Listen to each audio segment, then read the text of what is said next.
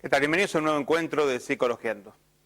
El programa de hoy lo dedicaremos a trabajar tal vez temas un poquito más de psicología profunda, pero termina siendo psicología cotidiana. Porque ¿quién no empieza a decir, mira, yo con locos no hablo, yo con trastornado no estoy? Y en última instancia, uno dice, todos somos neuróticos. Ahora, ¿esto quién lo dice? Bueno, vamos a hablarlo de la escuela que lo dice, que es el psicoanálisis, ¿sí? Pero le agrego una frase más. Todos somos neuróticos si la sacamos barata. ¿Qué quiere decir esto? Bueno, justamente eso es lo que trabajaremos. Que todos tenemos la posibilidad de ser neuróticos, psicóticos o psicópatas. Podemos tener un psicópata al lado. Es más, cualquiera de nosotros puede llegar a serlo. Tal vez uno lo puede decir, bueno, pero me doy cuenta, no me daré cuenta. Hoy trabajaremos justamente eso, cómo poder distinguir neuróticos de psicóticos o psicópatas. También vamos a trabajar cómo nos adentramos al mundo de la neurosis, conociendo las características propias de las tres neurosis más importantes, histérica, fóbica y obsesiva. Entraremos también un poquito a entender cuándo y cómo se desarrolla, según esta escuela, la idea de que uno puede llegar a estructurar una personalidad en función a la familia de la que salió y en función a ciertos caracteres externos que se van dando en el desarrollo familiar. Todo esto es lo que trabajaremos hoy justamente porque nuestra idea es afirmar, todos somos neuróticos si la sacamos barata. Hoy trabajaremos entonces un punto que yo los invito a ustedes puedan también aumentar información, porque ya lo hemos trabajado en otros programas y hemos traído información también en los distintos programas de Psicologiando. Voy a recorrer un poquito de qué manera acceder tal vez a estas páginas como para que usted pueda tener información. Se meten en el buscador, ¿sí? Busca en YouTube pone la palabra psicologiando y al lado pone fobias, o al lado de psicologiando pone neurosis, o al lado de psicologiando pone, no sé, trastornos depresivos. Y ahí van a tener ustedes todos los programas en donde se trabajaron esos temas.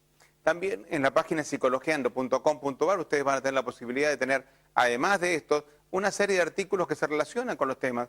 Así que también los invito a que visiten estas páginas. Y también los invito a que ya sean parte justamente de este programa a partir de comunicarse con nosotros al 6400-5064, también aquí al teléfono del canal, que nunca me acuerdo el número, es 4622-580. ¿Lo dije bien? Bien. ¿Lo dije bien entonces? No, 46. Ahí abajo está, ahí tenés. 4620-583. Algún día por aproximación lo voy a sacar, pero bueno. Y también ustedes pueden comunicarse por Facebook, dado que tenemos también la página psicologiando.tv y de licenciado Gabriel Mazaro para poder también hacer preguntas, que muchas personas lo hacen y lo hacemos en forma personal respondiéndole a cada uno con sus inquietudes. El programa de hoy, ya les digo, se reitera en función a otros. Voy a invitarlo al señor director que comencemos con esa partecita en donde tenemos los bloques anteriores a los programas, ¿sí? Entonces en el informe vamos a ver que ya hemos visto algunos de estos programas, así que vamos a recordar cuáles son. Puntualmente van a ser los programas, a ver, el número 4, a ver si encontramos, Federico, el bloque donde están todos los programas, ahí está buscando. Yo creo que el número 4 es el programa que se dedica justamente a fobias, ¿sí? Y el 39, ahí está, si mal no me recuerdo, es el que se dedica justamente a la parte de otras fobias, o digamos, la neurosis en sí. A ver, lo importante es que usted pueda ahora acercarse justamente a la información de qué es la neurosis y cómo trabajamos. No hay forma de que aparezca, después de la pausa seguramente aparecerán y ahí recorreremos un poco estas partes de programas anteriores. Ahora los invito a que me acompañen a una reflexión. Cuando hablamos de neurosis, estamos hablando de una estructura. Esta estructura obviamente es la estructura que hace de qué manera uno ya se habla como una personalidad, ¿sí? Se habla de personalidad neurótica. Esta estructura de personalidad neurótica tiene ciertas características que de por sí nos tienen que darnos cuenta a ver cómo yo estoy contra un neurótico, o soy neurótico, o puede ser que seamos neuróticos. ¿Cuáles son las características, los rasgos, cómo se diferencia la neurosis entre sí? Va a ser justamente lo que a partir de una muy breve pausa, a continuación estaremos trabajando. Así que los invito a que se queden con nosotros, que en el programa de hoy vamos a aprender cómo diferenciar neurosis, psicosis, psicopatías y afirmar, todos somos neuróticos si la sacamos barata. No se vayan, ya volvemos.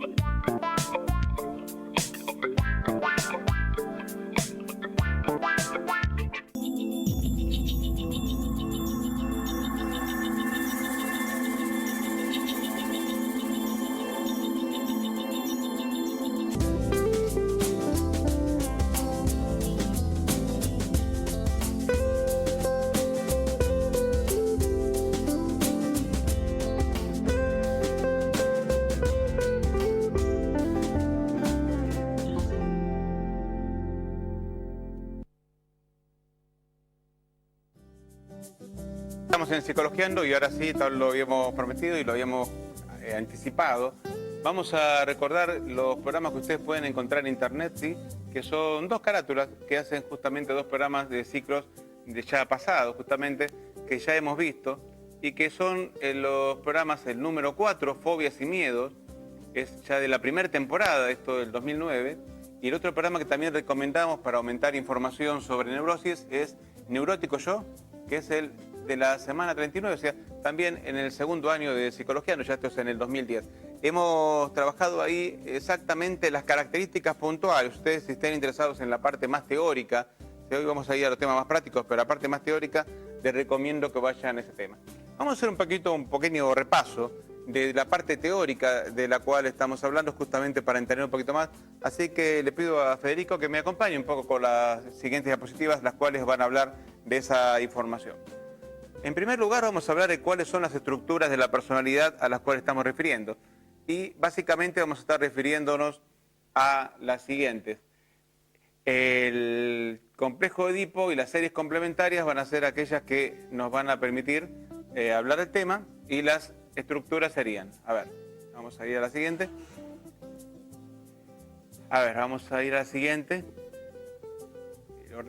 Neurosis, psicosis, psicopatías. Ahí apareció, bien. A veces no se ordena exactamente como una mano, pero es así el tema. Neurosis, psicosis, psicopatías. Vamos a estructurarnos en esto, ¿sí? Y vamos a decir también cómo vamos a poder diferenciarlas a cada una de ellas, como para poder justamente llegar a interpretarlas. A ver, la neurosis, volvemos aquí, para poder, ya tenemos el cuadrito, ya sabemos qué es. La neurosis es aquella que me permite a mí diferenciarme del resto sabiendo quién soy yo. En primer lugar, una persona tiene que tener conciencia de quién es, para primero tener una idea de estar en un lugar determinado, en un tiempo determinado y con una identidad determinada. Esa plena conciencia la tiene solamente el neurótico. Con lo cual vamos a ir viendo que no es tan malo ser neurótico dentro de todo, por eso digo, la sacamos barata. Todos somos neuróticos. De última instancia, el neurótico es aquel que sufre por lo que le pasa. El neurótico es aquel que sabe lo que le pasa y de alguna manera hasta puede pedir ayuda, porque en la medida que sabe lo que le pasa, no se genera él mismo un conflicto desde me lo hicieron otros, le echo la culpa a otros. Tal vez puede ser, pero a la última sabe que en algo se te implica. Eso es importantísimo para diferenciar la neurosis. La siguiente que vamos a ir así a grandes rasgos a diferenciar. Bien, aquí tenemos un poco resumen. Conciencia de enfermedad, síntomas no son propios de una, angustia. Una cosa importante esta. Un neurótico busca ayuda. Eso es una cosa importantísima, porque un psicótico y un psicópata nunca va a buscar ayuda, porque si no tienen problema, el problema es de otros. ¿Qué problema me voy a tener yo? Entonces, nunca tiene nada y tampoco se angustia. Esto, un poquito más avanzado el tema, solamente los neuróticos tienen mecanismo de defensa. Porque un psicópata y un psicótico, si no se angustia, ¿para qué necesita mecanismo de defensa? Entonces, directamente actúa con la realidad directa, ¿sí? Vamos a ver un poquito más a qué me refiero con esto.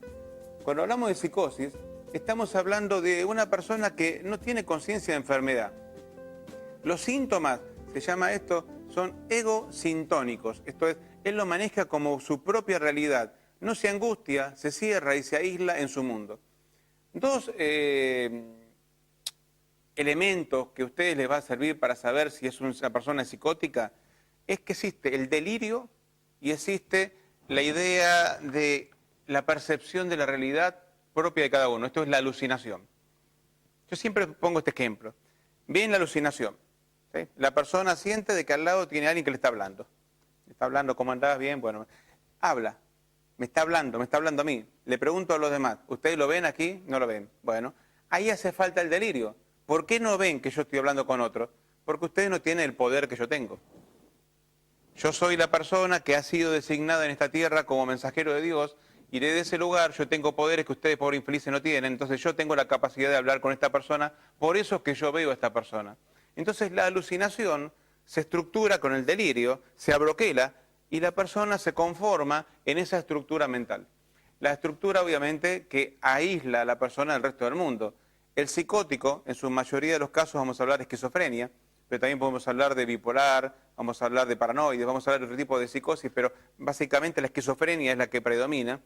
Es una persona que de por sí ya no tiene contacto con el mundo externo, ya se cortó su relación con el mundo externo.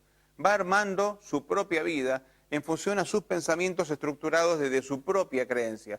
Entonces, lo que los demás dicen son locuras de los demás. Yo estoy bien, el loco soy el otro. ¿Sí? Y de esa manera el psicótico se va separando, se va diferenciando cada vez más, y en la medida que se vuelve estructurado esto, la paranoia aumenta. Entonces, todo aquel que no piensa como yo es mi enemigo. Entonces, eso genera aún más el repliegue del psicótico en su mundo, alejándolo de cualquier persona que quiera ayudarlo. Una cosa que es lindo, es bueno tenerlo en cuenta. A veces las personas más odiadas son las personas más queridas. Cuando uno más se acerca a esta persona para ayudarla, él sabe que es la persona que más lo puede ayudar, pero a la vez es la persona con la cual más se aleja. ¿Y esto por qué? Porque es justamente quien entiende que es su peor enemigo, a quien más confianza le tiene.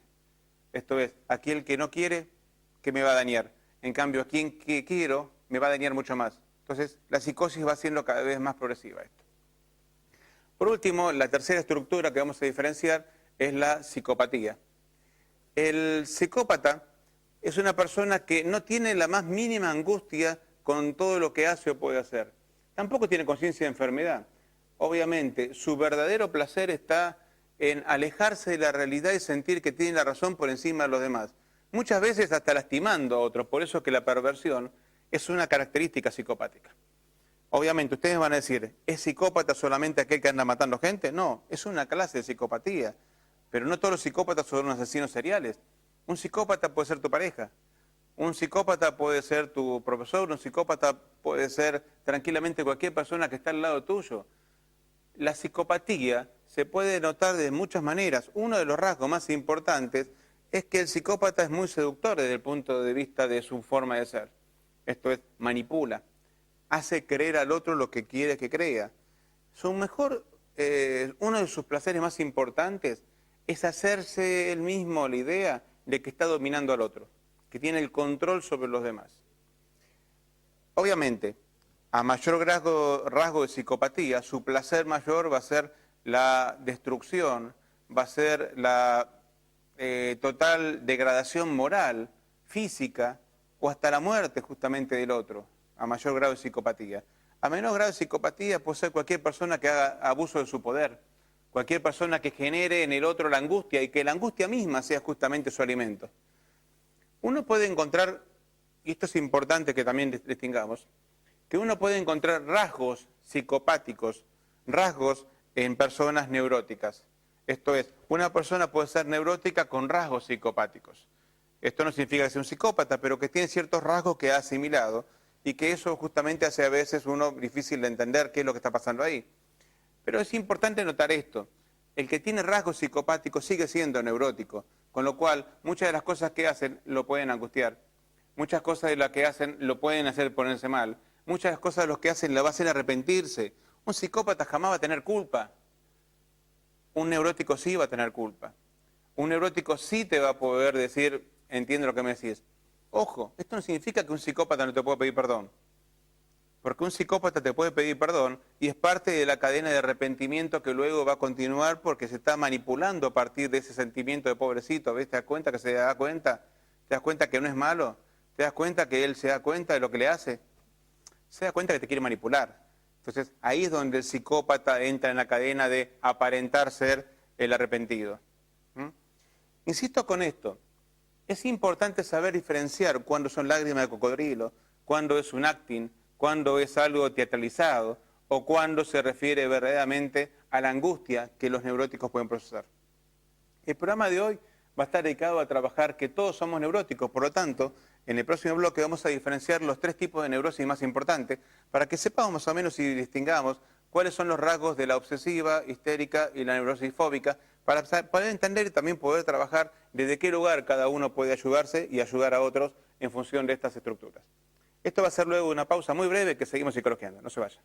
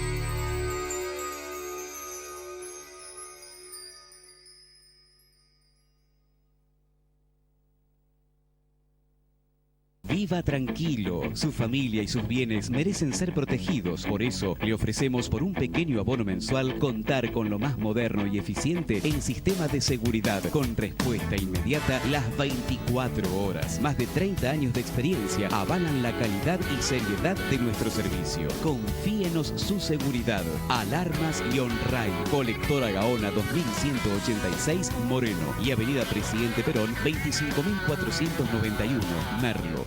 Alimentos Natalí, más de 30 años haciendo productos naturales. Mermeladas líderes en el mercado naturista. Línea tradicional, línea reducida en calorías, jugos y pulpa de frutas. Alimentos Natalí, solo el sabor de la fruta con toda su fibra.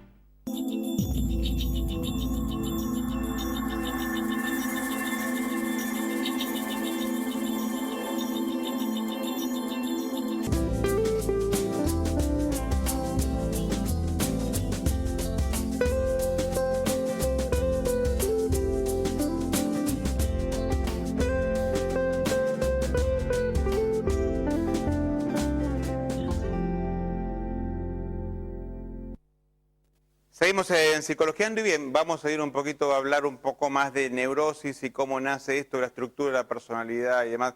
Y les había prometido que vamos a ir un poco a la parte teórica con un poco de repaso, tal vez, de temas que hemos tratado en programas anteriores.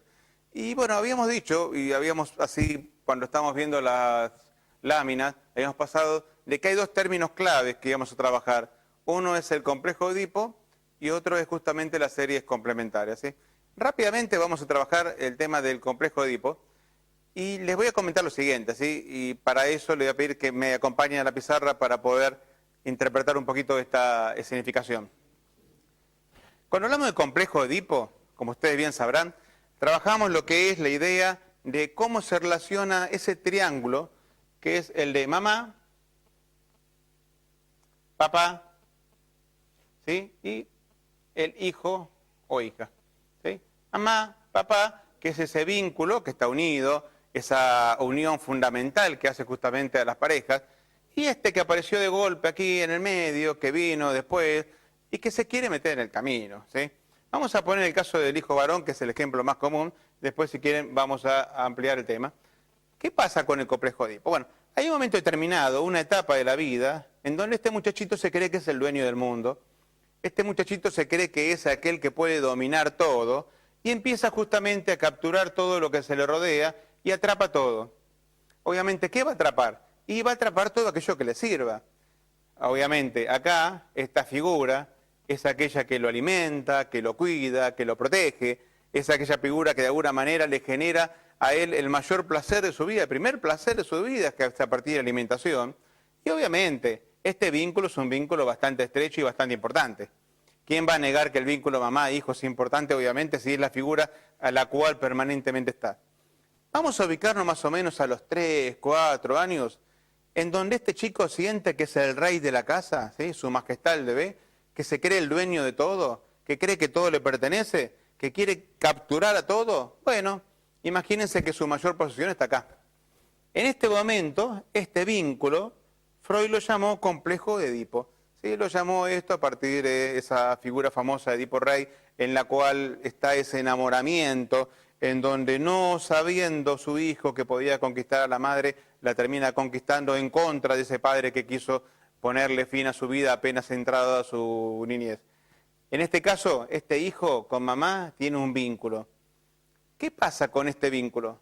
Este vínculo se tiene que cortar de alguna manera. ¿Y quién tiene que cortarlo? Este que está acá. Si este que está acá está dibujado, si este que está acá está pintado, obviamente este vínculo va a ser estructurado.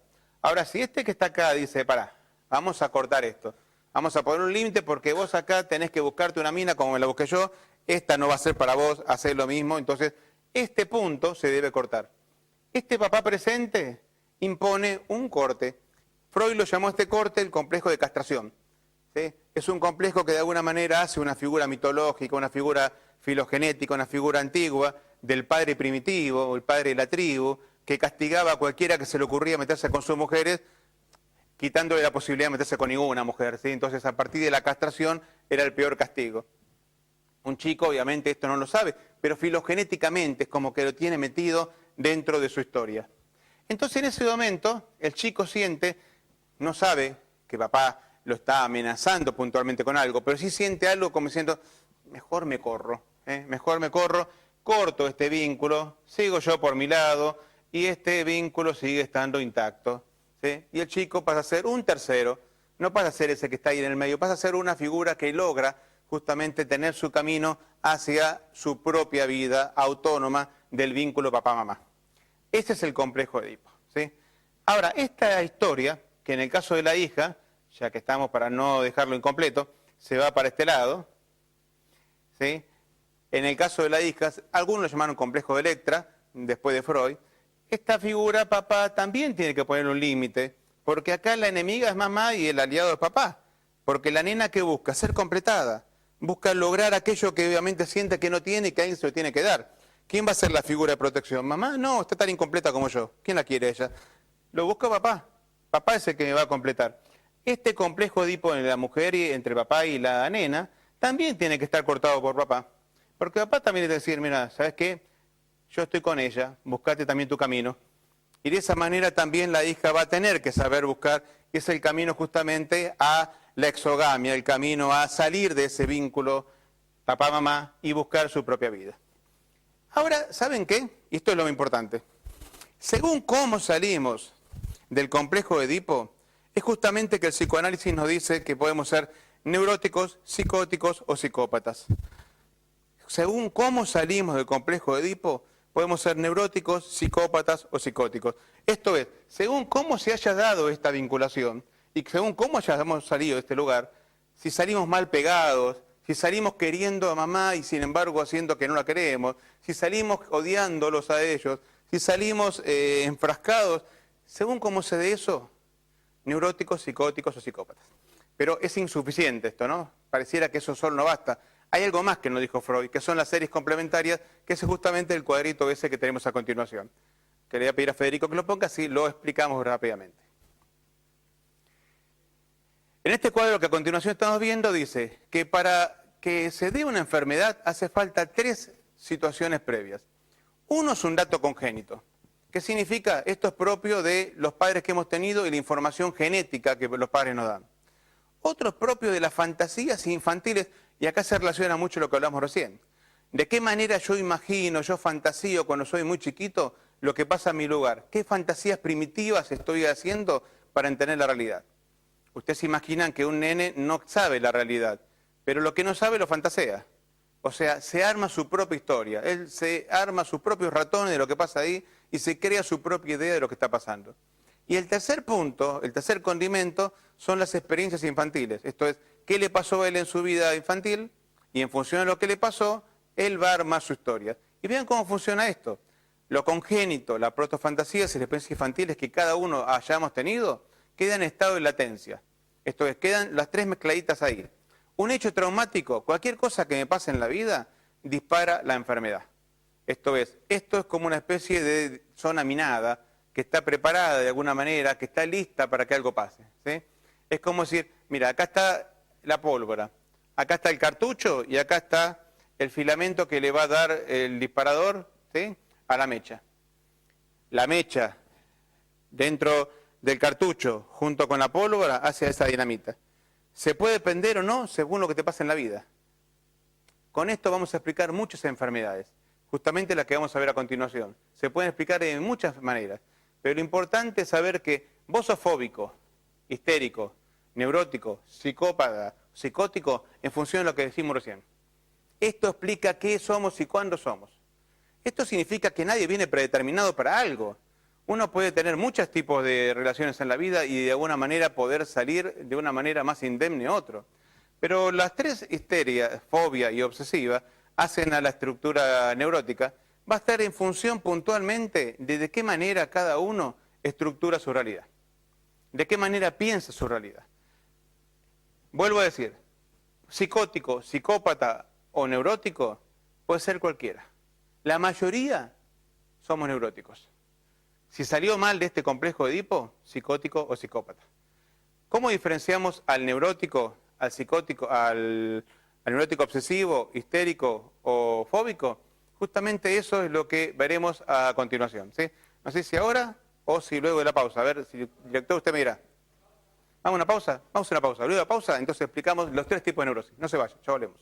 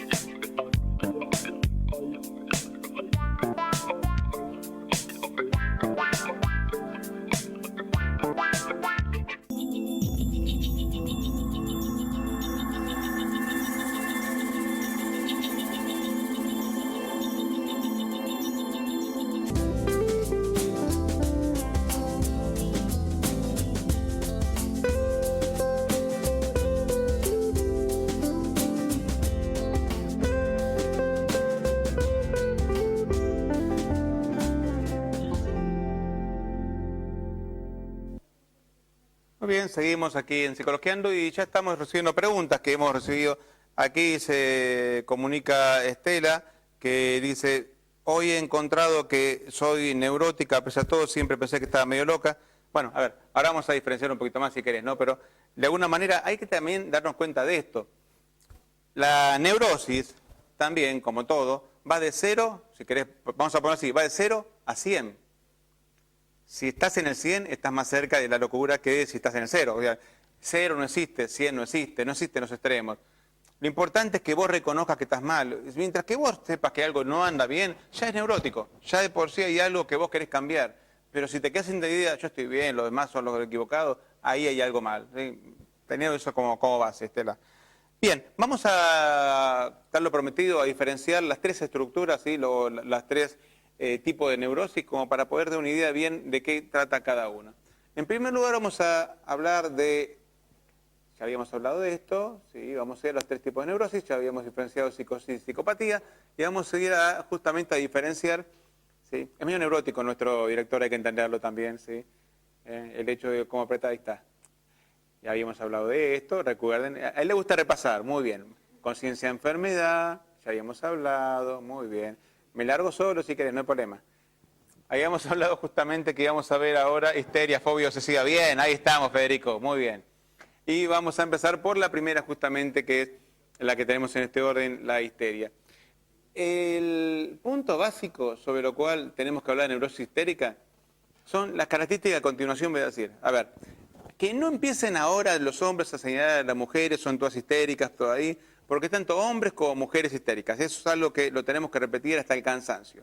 Hubo una época que sí. Ustedes saben que la palabra histeria viene de histerum, útero, con lo cual durante muchos años, muchos siglos, se dijo que la mujer era histérica porque tenía un problema en el útero y a la pobre se la sometía a todo tipo de vejámenes como para poder curarla, ¿sí? Desde compresas frías, compresas calientes, le daban vuelta a una hamaca, le hacían de todo para sacar la histeria. Eran otros tipos de histéricas, obviamente, otro tipo de enfermedades histéricas, pero la histeria no es patrimonio de una persona, de un sexo, la histeria puede ser cualquiera. ¿Qué caracteriza la palabra histeria? ¿Cuál es la mayor caracterización? En primer lugar, la teatralización. Es el hecho de querer llamar permanentemente la atención, ser centro de escena, estar permanentemente ahí. Ustedes saben que la palabra teatro viene de teatrum, que justamente es buscar la escena. Es estar permanentemente intentando por algún motivo que los demás focalicen en uno. Obviamente, en muchos casos, la histeria está hablando de una falta no estructurada. Es la idea de no haber sentido que algo lo completó. Pero es una completud que nunca se logra. Se decía la frase, es el deseo del deseo insatisfecho. Es el desear para seguir deseando. Es el deseo de desear, yo deseo mucho esto, cuánto quiero esto, cuándo esto será mío, qué contento voy a estar, es lo que yo quiero en la vida, lo tengo, ya está, ya no lo quiero más. Ese deseo de seguir deseando es el deseo del deseo insatisfecho, es el deseo para que nunca el deseo me compre, porque cuando el deseo me copa, cuando el deseo me abastece, cuando el deseo me cubre, me siento con la angustia terrible de sentirme que no hay nada que me sirva. Entonces prefiero seguir deseando y no tener, antes que tener aquello que quiero y suponer que con eso yo tengo que estar bien, porque no lo estoy. Entonces, eso es lo que regenera la histeria. Una de las características muy importantes de la histeria también es la somatización. Esto es, de la manera en que justamente el cuerpo reacciona como algo simbólico. Se llama inervación. El cuerpo es un cuerpo simbólico. Si te duele la cabeza, hay algo que no querés pensar. Si te duelen los pies, no querés avanzar hacia otro lugar. Si te duele demasiado, no sé, los oídos, es que hay algo que no querés escuchar.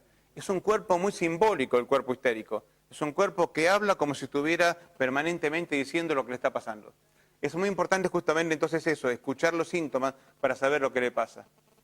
Una de las cosas que dijimos con la teatralización, y esto es algo que lo repito, pero me importa decirlo, es que muchas veces la persona histérica quiere llamar la atención para generar el afecto que cree que no tiene. Esto porque siente que no es lo suficientemente querida. Entonces, una de las palabras más típicas es, no me registran, no tienen registro de mí, nadie me da bola, yo digo y acá es como que estuviera dibujada. Está permanentemente pensando la persona de que nadie lo ve. Una de las cosas más importantes que tiene también el tema es que la situación sobre la cual se da la base de la histeria es que la persona nunca se encuentra permanentemente afectada a la realidad. Tiene su propio registro de realidad. No significa que no la ve, la sabe, pero a veces no le conviene, entonces hace un recorte de la realidad. Una de las situaciones que más afectan a la histeria, dentro de llamar la atención, por ejemplo, es el suicidio histérico. Una persona que amenaza permanentemente que se va a matar, pero ¿desde qué lugar? Y desde el lugar de la amenaza. Entonces, la amenaza por la amenaza misma, en donde nunca se va a llevar a cabo.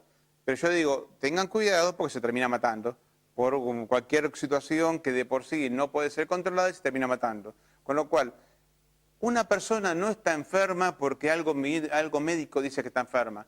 Una persona está enferma porque ya se cree enferma. Con solo creerse enferma, ya está enferma. Entonces, no minimicen a una persona que inventa una enfermedad, porque la necesidad de inventar la enfermedad ya hace que está enferma. Entonces, ya es un punto importante.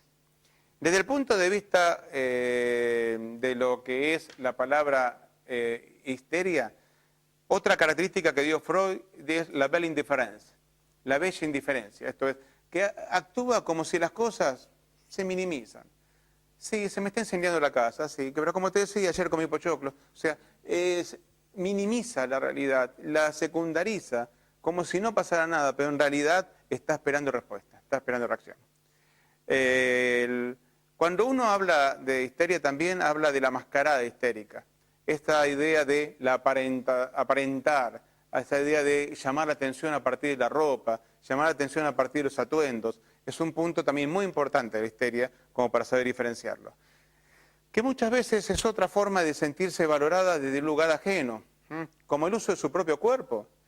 El hecho de sentirse que por otro motivo no me van a querer, y a partir de ahí la sexualidad también pasa a ser un punto importante. Pero es una sexualidad vacía, es una sexualidad que es la sexualidad de solamente la presencia de decir, tengo la forma de conquistar y de atrapar. Y una vez que conquistó y atrapó, ya no tiene sentido lo que logró. ¿Tenemos una llamada? Muy bien, escuchamos al aire. Hola. Si yo puedo lograrlo, es algo fundamental eso, ¿eh? Escucho. Hola. Hola, ¿qué tal? Sí. ¿Cuál es tu nombre? Me llamo Susana. Susana, ¿qué tal? ¿Qué tal, Gustavo? Yo quería saber porque tengo un familiar muy cercano que él quiere llamar la atención todo el tiempo. Y bueno, lo que yo quiero saber es cómo ayudarlo, saber si es histeria o neurosis lo que tiene. No sé cómo ayudarlo. Ajá. Bueno, Susana, muchas gracias por llamar, ¿eh? Bien, Hola. Hola, ahí vamos. Se acopla porque lo ponen fuerte para que el sordo, que soy yo, pueda escucharlo, pero ya está. Susana, muchas gracias por llamar. Una persona que llama la atención, como decíamos, es una persona que algo le está pasando. Primer punto, yo te lo tramitaría en 3 pasos. Primer paso, romper la rutina. Esto es, invitarlo a comer. Vamos a tomar un café, vamos a tomar un helado. ¿Sabes qué? Necesito ir a tal lugar, acompáñame, que me gustaría ir con vos. Rompé la rutina de lo esperado. Segundo, en ese momento donde rompés la rutina de lo esperado, te da una charla en donde demostrés que vos estás interesada en saber lo que le pasa. Esto es, en algún punto seguramente, llamar la atención es una manera de decir, hay algo que quiero que sepas. Escuchalo. Adentrate en su interior.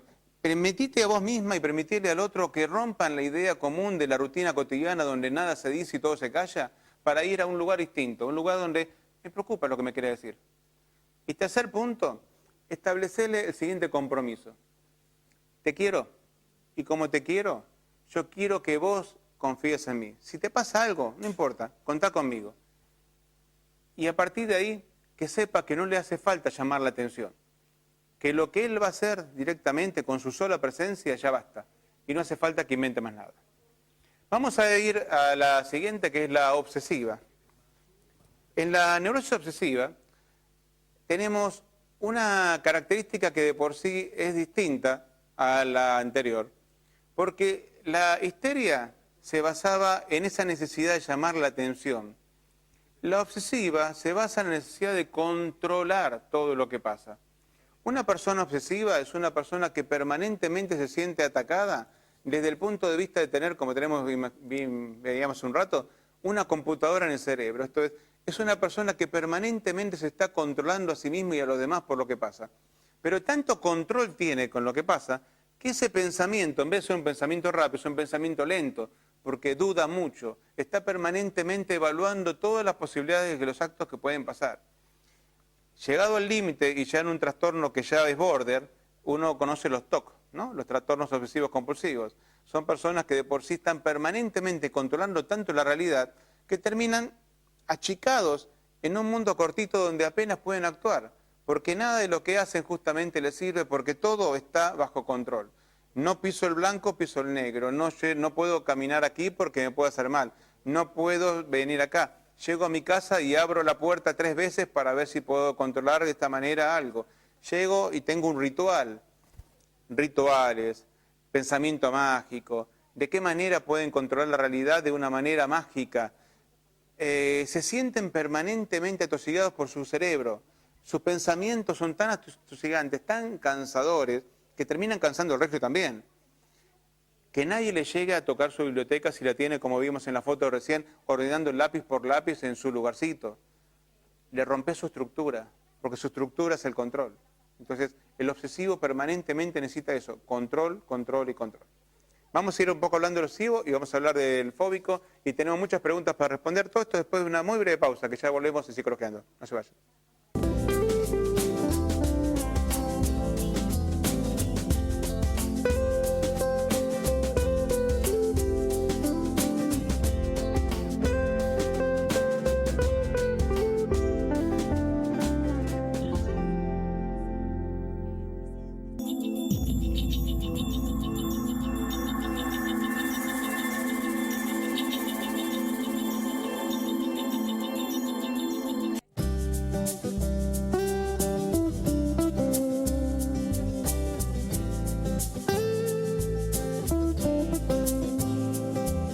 Viva tranquilo. Su familia y sus bienes merecen ser protegidos. Por eso, le ofrecemos por un pequeño abono mensual contar con lo más moderno y eficiente en sistemas de seguridad, con respuesta inmediata las 24 horas. Más de 30 años de experiencia avalan la calidad y seriedad de nuestro servicio. Confíenos su seguridad. Alarmas y OnRide. Colectora Gaona 2186 Moreno y Avenida Presidente Perón 25.491 Merlo. Alimentos Natalí, más de 30 años haciendo productos naturales. Mermeladas líderes en el mercado naturista. Línea tradicional, línea reducida en calorías, jugos y pulpa de frutas. Alimentos Natalí, solo el sabor de la fruta con toda su fibra.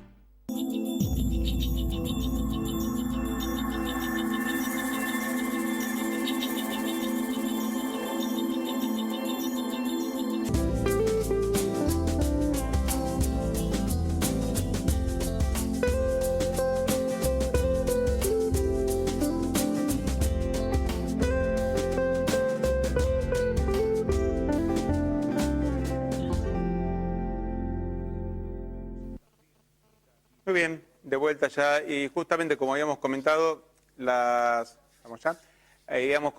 vamos a ir a la tercera que nos quedaba por comentar, que es la fobia, y de alguna manera tratar de entender un poquito más las neurosis a partir de esas características. Habíamos hablado de la histérica con su característica de control, habíamos hablado de la obsesiva, que es más que nada, y estaba comentando en el bloque anterior, esa necesidad de control, esa necesidad de pensamiento mágico, donde existen muchos los rituales, donde existen muchas esas dudas permanentes, donde la persona está totalmente gastando su energía en sus pensamientos y también, obviamente, la paciencia de los demás en aquellas cosas que le impiden actuar libremente porque piensa que si algo hace, alguien va a pagar por lo que hace. Como que siempre está en función de poder evitar algo para que alguien le pase. Y la tercera, que en su momento estaba dentro de la histeria, pero después se dividió en forma autónoma, que era justamente la fóbica, me habla de personas que están permanentemente evitando. Es una evitación permanente. Su estructura es tener ciertos objetos, lugares, personas que le generan pánico, no miedo, porque el miedo se evita. Esto no se evita. Una persona que tiene, yo siempre me pongo este ejemplo, tengo, no sé, fobia a las cucarachas. Yo tengo fobia a la cucaracha, con un poco de presión voy, le pego un zapatillazo, la reviento la cucaracha y adiós cucaracha, pero la puedo combatir. El miedo se combate. La fobia no se puede combatir porque la fobia genera pánico. La mejor forma de evitación, el desmayo. Me escapo del lugar totalmente. Es algo que es terrorífico para la persona. La estructura, les recomiendo el programa número 4, habíamos dicho, en donde trabajamos esto, que la persona está trabajando es una situación que le generó pánico de chico, que al no poder nombrarla, utiliza un objeto nombrable para poder evitarlo. Porque nunca es esto, se llama por proyección. Yo evito pensar en aquello que me genera angustia, le doy el nombre de algo que puedo manejar y evito eso. Lo que se trabaja en terapia es justamente saber qué es lo que realmente estás evitando, ¿no? Qué es justamente lo que la fobia hace. Neurosis, histeria, fobia. Son todos, histeria, fobia y obsesiva, son tres neurosis que de por sí es muy común en todos. No somos todos histéricos, fóbicos, obsesivos, podemos ser un poquito cada uno. Nuestra estructura no es una paleta, digamos, de blanco y negro. Hay miles de colores que pueden hacer nuestra personalidad. Algunos menos, otros más, todos pueden tener conflictos. Lo importante es que saber que todo esto se estructura y se trabaja en función al origen que le ha generado, a la creencia que lo sostiene y a la comodidad que muchas veces la enfermedad da para sostenerse en esos lugares. ¿Sí? Eso es lo más importante que vamos a rescatar. Y vamos a rescatar también las preguntas que nos han hecho llegar a nuestro psicologiando.com.ar, a Facebook y también justamente a nuestra página en Twitter para poder justamente responder. Aquí le damos la bienvenida a Federico Alberto, que va a ser el lector de las preguntas de la gente, el intérprete de la voz del pueblo a continuación. Adelante, Federico. ¿Todo bien? Muy bien, ¿cómo andás? Vamos a abrirlo. Perfecto. Y vamos a leer justamente las preguntas que nos han hecho llegar. Bueno, consultorio abierto.